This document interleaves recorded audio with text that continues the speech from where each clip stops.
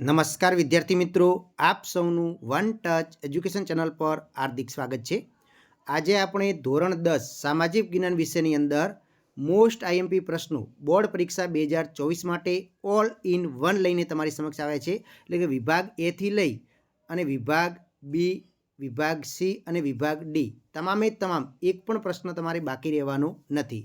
અને આ વિડીયોના જેટલા પણ પ્રશ્નો આપેલા છે એ તમે તૈયાર કરી નાખશો તો 100% બોર્ડની પરીક્ષાની અંદર તમારે 65 માર્ક્સ પ્લસ તો આસાનીથી આવી શકે છે, જે આ ગેરંટી સાથે કહું છું. અને સાથે સાથે તમને સેક્શન એ જે છે એ વિથ સોલ્યુશન આપવાનું છે, એટલે કે તૈયારી પણ તમારી વિભાગ એની થઈ જશે. તો વિડીયો પસંદ આવે તો લાઇક કરો, અને આવા બીજા વિષયના વિડીયો જો તમારે જોતા હોય તો તમે કમેન્ટ કરો, તો બીજા વિષયના પણ આવા જ ઓલ ઇન વન વિડીયો તમારી સમક્ષ લઈને હાજર થઈએ. તો આપણે શરૂઆત કરીએ છીએ તમારે જોડકા જોડોથી.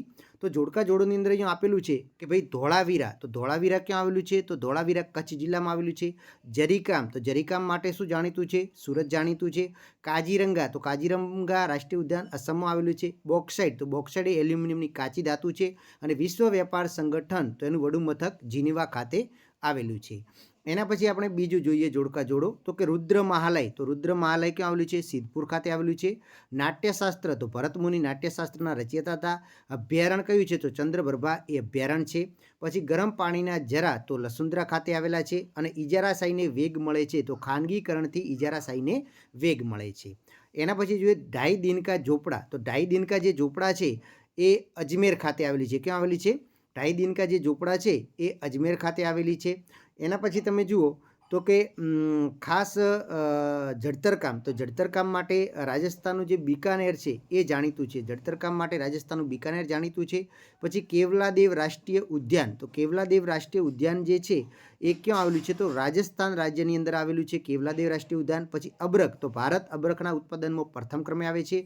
અને વિશ્વ વેપાર સંગઠનનું મુખ્ય મથક તો જીનીવા ખાતે આવેલું છે.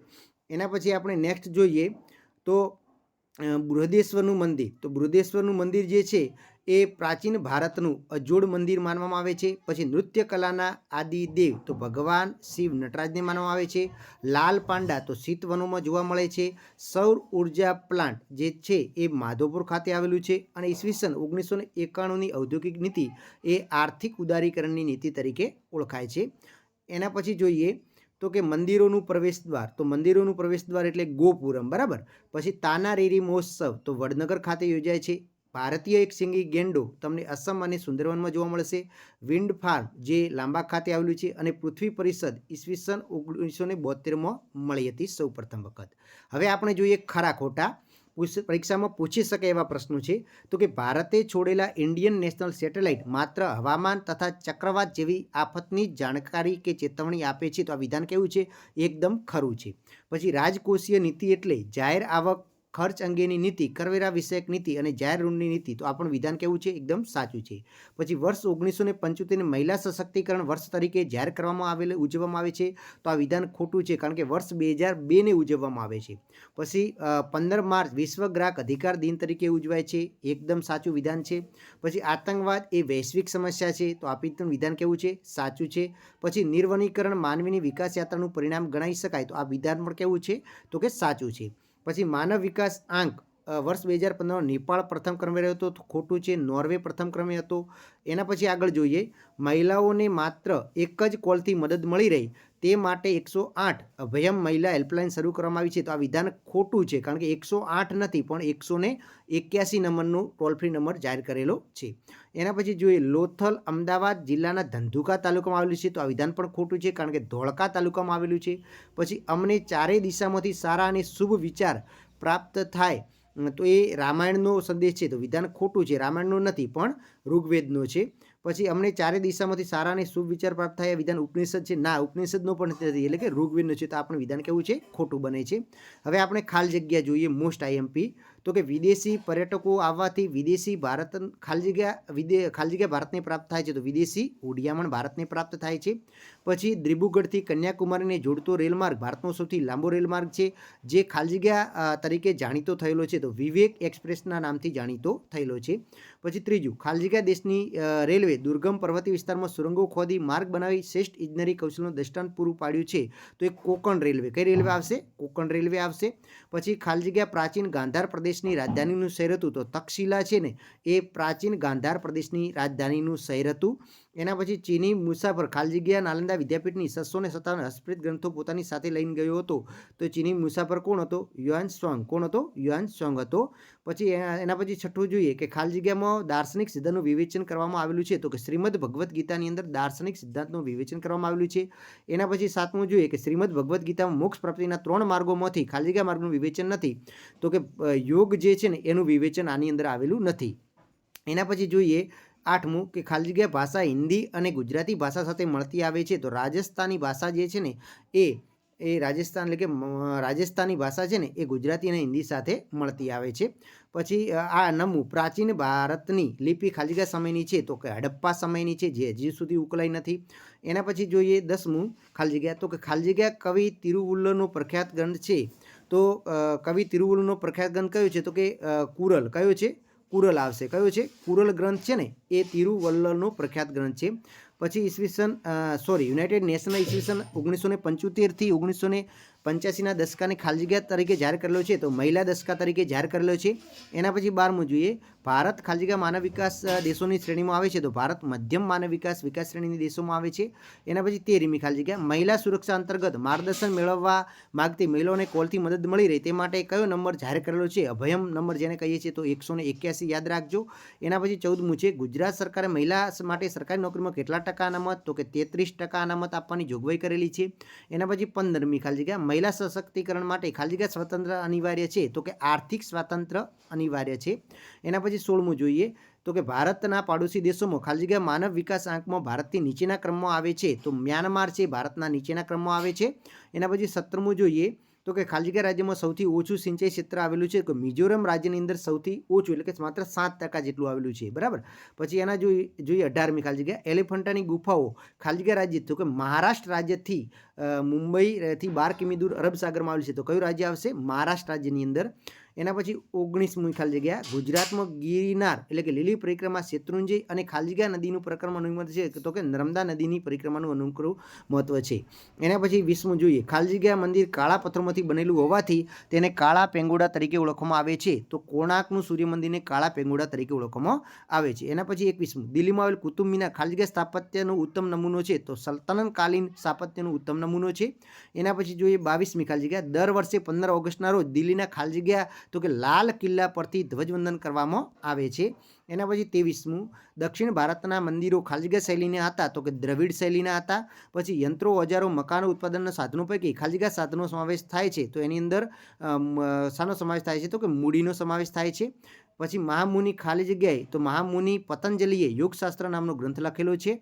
એના પછી 26મું જોઈએ, તો કે ખાલી જગ્યા મહાન ખગોળવેતા અને જ્યોતિષશાસ્ત્રી હતા, તો કે વરાહમિહિર જે હતા એ મહાન ખગોળવેતા અને સાથે સાથે જ્યોતિષશાસ્ત્રી પણ હતા. એના પછી જોઈએ ઈસવીસન 1115માં ભાસ્કરાચાર્ય લીલાવતી ગણિત નામના ગ્રંથની રચના કરી હતી. એના પછી 28મી ખાલી જગ્યા, 60 ટન વજન અને 24 ફૂટ ઊંચો સમ્રાટ ખાલી જગ્યા સમ્રાટે દિલ્હીમાં ઊંચો કરાવેલો વિજય સ્તંભ, લોહ સ્તંભ રસાયણ ઉત્તમ નમૂનો છે, તો ચંદ્રગુપ્ત બીજો આવશે વિક્રમાદિત્ય. બરાબર. એના પછી 29મી, તો કે શૂન્યની શોધ ખાલી જગ્યાએ કરી હતી. શૂન્યની શોધ કોણે કરી હતી? તો કે આર્યભટ્ટે કરી હતી. પછી 7.6 ફૂટ ઊંચી અને 1 ટન વજન ધરાવતી ભગવાન બુદ્ધની ખાલી જગ્યા સુલતાનગંજમાંથી મળી આવેલી છે, તો કે કઈ મૂર્તિ છે? તો કે તામ્ર મૂર્તિ છે.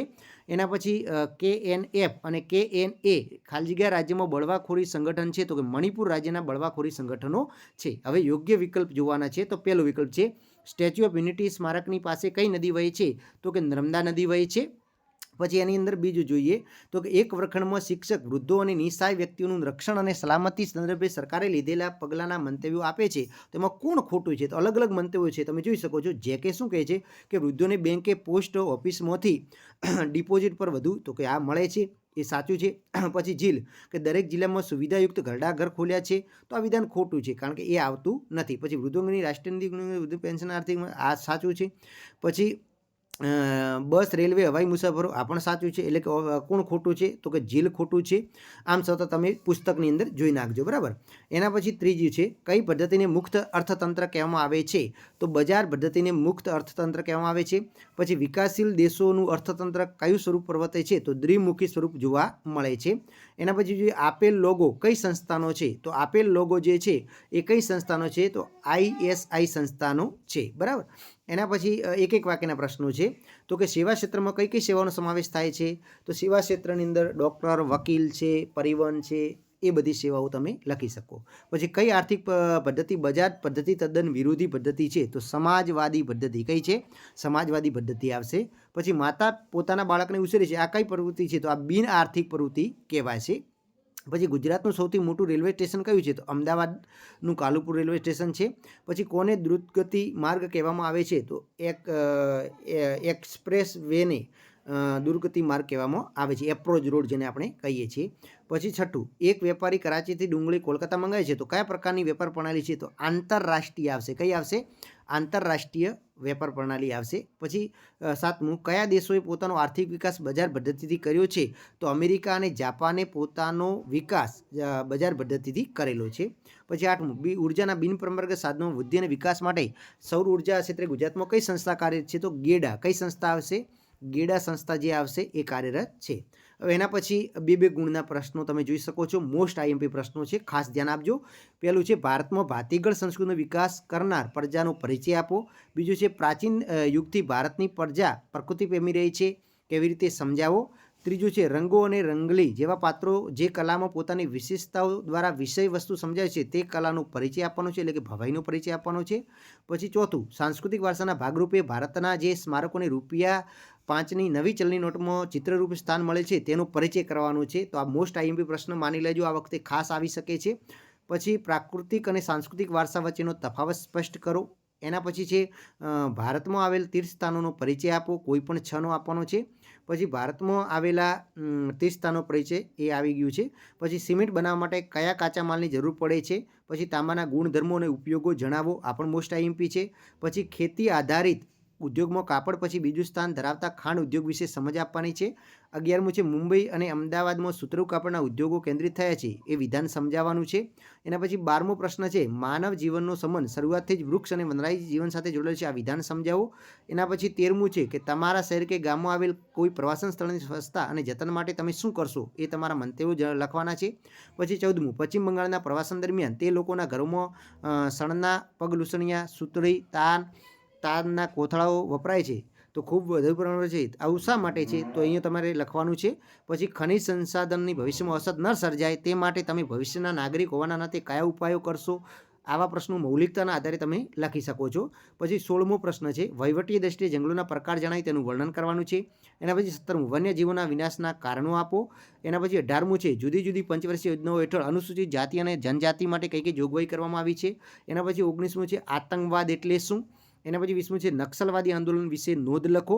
અને 21 છે બહુહેતુક યોજનાઓ એટલે શું, તેના ઉદ્દેશ્યો સિદ્ધ કરી શકાય છે, કયા કયા ઉદ્દેશ્યો સિદ્ધ કરી શકાય છે. એના પછી ટૂંકમાં જ ઉત્તર આપો. એના પછી પહેલો પ્રશ્ન છે નીચેના શબ્દોની વ્યાખ્યા તમારે લખવાની છે, તો રેગુરની જમીન, દલપટલ કે પીઠ પ્રકારની અને રણ પ્રકારની, આ 3 ગુણમાં પૂછી શકે છે પારિભાષિક શબ્દોમાં. પછી છે ભારતની રાતી અથવા લાલ જમીન વિશે માહિતી આપવાની છે. એના પછી વ્યાખ્યા રૂપે લખવાના છે એકલ સંસાધન, વ્યક્તિગત સંસાધન અને વૈશ્વિક સંસાધન. એના પછી બાજુમાં એક ચિત્ર આપેલું છે, એ ચિત્ર જોઈને કયા વિદ્યાપીઠનું છે તેના વિશે વિસ્તૃત સમજી આ ચિત્રને ઓળખવાનું, પછી એ વિદ્યાપીઠ વિશે તમારે લખવાનું છે. તો આવા પણ પાઠ્યપુસ્તકના ચિત્રો ઉપર ખાસ તમારે ફોકસ કરતું રહેવાનું છે. 5મું છે ગુજરાતની સ્થાપત્ય કલાનો પરિચય આપો. પછી 6ઠું, ભારતના જુદા જુદા ધર્મ સંપ્રદાયના લોકો રહે છે તેમની વચ્ચે સુમેળ જળવાઈ રહે તે માટે તમારા સૂચનો જણાવવાના છે. પછી 7મું છે ઔદ્યોગિક નીતિમાં આર્થિક વિકાસને પોષક બને તેવા આર્થિક સુધારાઓમાંથી ઉદારીકરણ એટલે શું, તેનો લાભ અને ગેરલાભ જણાવો. પછી વિશ્વ વેપાર સંગઠનના ધ્યેયો જણાવો. 9મો પ્રશ્ન છે પ્રાચીન યુગના તમિલ સાહિત્યનો પરિચય આપવાનો છે. પછી 10મો પ્રશ્ન છે, દિવ્યાના પિતાજી LICમાં કામ કરે છે અને ભવ્યાના પિતાજી ખેતી કામ કરે છે અને પ્રેક્ષના પિતાજી સિલાઈ મશીન બનાવે છે, તો આ ત્રણેયની પિતાજી અર્થકારણના કયા માળખામાં આવે તેની તમારે સમજ આપવાની છે. તો આવા મૌલિકતા આધારિત પ્રશ્નો વિદ્યાર્થી મિત્રો હવે ફોકસ તમારે વધારે કરવું પડશે. એના પછી 11મું છે, ઉત્તર ગુજરાત સ્થિત મંદિર જેનું નકશીકા મીરાની શૈલીમાં છે તે મંદિરનો પરિચય આપવાનું છે. તો આવા પણ તમારે ઓળખ આધારિત પ્રશ્નો પૂછી શકે છે. 12મું છે, સ્ત્રી પુરુષ સમાનતા સ્થાપવા જરૂરી ઉપાયો સૂચવો. પછી 13મું છે, ભારતમાં સ્વાસ્થ્ય સુધારણા માટે થયેલી કામગીરી વર્ણવો. પછી 14મો પ્રશ્ન છે, ભારતમાં સ્ત્રી પુરુષોનું અસમાનતાના કારણો જણાવો. 15મું છે, માનવ વિકાસ સામેના પડકારો જણાવી ગમે તે એકની સમજૂતી આપો. 16મું છે, માનવ વિકાસ આંકમાં ભારત મધ્યમ માનવ વિકાસની હરોળમાં આવે છે તો એને ઉચ્ચતમ માનવ વિકાસની શ્રેણીમાં લઈ જવા માટે શું કરવું જોઈએ. હવે એના પછી મોટા પ્રશ્નો છે, ખાસ વિદ્યાર્થી મિત્રો મોસ્ટ IMP છે. ભારતના કોઈ પણ 2 તેલબિયા પાક વિશે સવિસ્તાર જણાવો. ગરીબી રેખા નીચે જીવતા લોકોના સામાન્ય લક્ષણો જણાવો. વાસ્તુશાસ્ત્ર વિશે સમજ આપો. પછી ગણિતથી દુનિયાનો વ્યવહાર ચાલે છે તે વિસ્તારથી સમજાવો. એના પછી એક પ્રયોગાત્મક વિજ્ઞાન તરીકે રસાયણ વિદ્યાનો પરિચય આપો. એના પછી 6થું છે, જો ભારતમાં બેરોજગારી ઘટાડવી હોય તો શ્રમશક્તિનું યોગ્ય આયોજન શ્રેષ્ઠ પુરવાર થઈ શકે, કેવી રીતે સમજાવો. બેરોજગારીના મુખ્ય સ્વરૂપોના એના પ્રકારો વિશે માહિતી આપો. એના પછી 8મું છે, ભારતમાં બાળ શ્રમિકોની માંગ વધુ હોવાના કારણો જણાવી તેને અટકાવવાના ઉપાયો જણાવો. પછી બાળ મજૂરી અટકાવવાના ઉપાયો જણાવો. ભારતમાં ગરીબી ઘટાડવાના મુખ્ય ઉપાય તરીકે સરકારે અમલમાં મૂકેલ કૃષિ વિકાસ માટેની કોઈપણ 4 કાર્યક્રમોની માહિતી આપો. એના પછી છે 11મું, ભારતમાં ગરીબીના મૂળિયા શહેરો કરતો ગ્રામ્ય વિકાસમાં ખૂબ ઊંડા છે તે જવાબદાર કારણો જણાવો. એના પછી નીચે આપેલ ચિત્ર આધારિત મુખ્ય પાક ધાન્ય પાક છે તે કયો પાક છે તેની વિશે વિસ્તૃત માહિતી આપો. અને આ સિવાય પણ જે મોસ્ટ IMP પ્રશ્નો છે ચેપ્ટરના ખાસ મોટા પ્રશ્નો એ બીજા પણ પ્રશ્નો તમારે તૈયાર કરવાના છે. હવે આપણે નકશાપૂર્તિ માટે કયા આ વખતે IMP છે તો એની અંદર પહેલું તમે જોઈ શકો છો, બાંદીપુર રાષ્ટ્રીય ઉદ્યાન અને નળ સરોવર પક્ષી અભયારણ્ય બતાવવાનું છે. કાર્બેટ રાષ્ટ્રીય ઉદ્યાન છે, વન્યજીવ અભયારણ્ય છે, એતુરનાગર, સણનો કાપડ ઉદ્યોગનું કેન્દ્ર કોલકાતા બધાન છે, મગફળી ઉત્પન્ન કરતો એક પ્રદેશ, ડાંગર ઉત્પન્ન કરતો એક પ્રદેશ, ભારતનો સૌથી લાંબો રેલમાર્ગ વિવેક એક્સપ્રેસ બતાવવાનો છે, જંગલ પ્રકારની જમીનનો એક વિસ્તાર, પર્વતીય પ્રકારની જમીનનો એક વિસ્તાર, લોખંડ પોલાદ ઉદ્યોગનું કેન્દ્ર ભદ્રાવતી, રેલવે એન્જિન બનાવતા ઉદ્યોગનું કેન્દ્ર ચિત્તરંજન વારાણસી છે, ખાંડ ઉદ્યોગનું કેન્દ્ર કોલ્હાપુર, રસાયણ ખાતર ઉદ્યોગનું કેન્દ્ર સિંદરી, રેશમી કાપડ ઉદ્યોગનું કેન્દ્ર શ્રીનગર અને વારાણસી, જહાજ બાંધકામ ઉદ્યોગનું કેન્દ્ર નામ સાથે બતાવવાનું છે, ચા પકવતો પ્રદેશ બતાવવાનું છે, તાંબાનું ગાળણ ઉદ્યોગ. વિદ્યાર્થી મિત્રો આ મોસ્ટ IMP છે, એક જ જગ્યાએ તમને મળી રહ્યા છે. આની PDF ફાઇલ આપણી ટેલિગ્રામ ચેનલ પણ અવેલેબલ થશે અને આપણી વેબસાઇટ ઉપર પણ તમને આપવામાં આવશે.